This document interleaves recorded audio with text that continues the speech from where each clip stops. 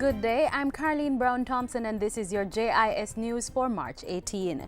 Prime Minister Portia Simpson Miller has given a commitment that her administration will support the ratification of ILO Convention 189 on decent work for domestic workers, the first global standard for domestic workers. So far, only a handful of nations have ratified the convention, which was adopted during the 100th session of the International Labour Organization in 2011 and will enter into force in September 2013.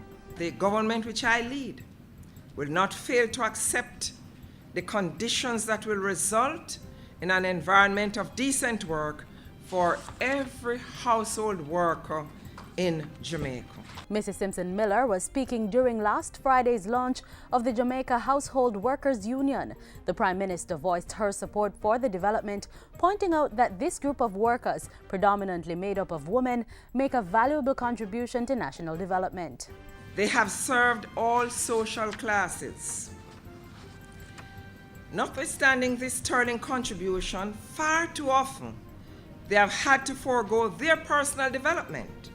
The concept and development of a union for household workers to ensure that they are respected and enjoy equality of rights in order to maintain their dignity in the Jamaican society is a manifestation of the vibrancy of our democracy.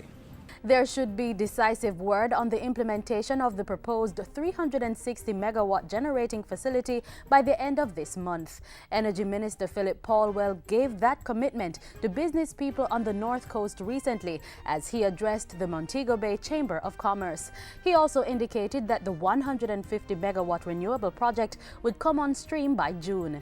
In the meantime, Minister Paulwell also announced plans to reintroduce the Cuba Jamaica Compact Fluorescent Lamp Project, more commonly known as the Cuban Light Bulb Project. It was introduced in 2006 and ended in 2011. During that time, thousands of Jamaicans benefited from the exchange of high-energy consuming incandescent light bulbs for energy-saving fluorescent bulbs. Minister Paulwell says there are still thousands of light bulbs in Cuba destined for Jamaica, and they will be distributed to help cut domestic energy costs. Industry, Investment and Commerce Minister Anthony Hilton has endorsed plans for the export of treated lumber. The minister was addressing the official opening of the ARC lumber treatment plant in Kingston recently. He said this would have a positive impact on Jamaica's balance of payment by reducing the volume of imported lumber. This is about building export capacity as a precondition to supply as well as promoting this capacity and effectively penetrating foreign markets. The first of its kind in Jamaica, the ARC plant will treat up to 20,000 square feet of lumber per load against rot and termites. Minister Hilton said by improving the manufacturing quality and standards in the lumber industry, this development would also extend the useful life of buildings. Some 95 children in the Waterhouse community are benefiting from a new school building, which was handed over to the Maranatha Christian Church by the Jamaica Social Investment Fund recently. The $44.5 million structure was constructed with financial support from the Basic Needs Trust Fund, a project of the Caribbean Development Bank. The new school building was designed to solve the overcrowding and shared space issues that have plagued the school for many years. It was built to meet the requirements of the Early Childhood Commission.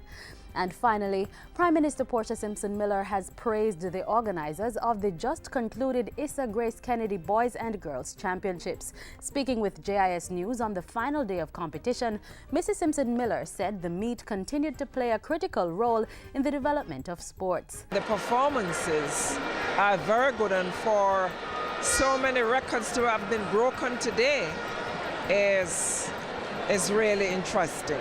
The athletes are doing better in their field. Some 30 records were broken during the 5-day championships, which concluded on Saturday with Homewood Technical and Calabar High taking the girls' and boys' school trophies.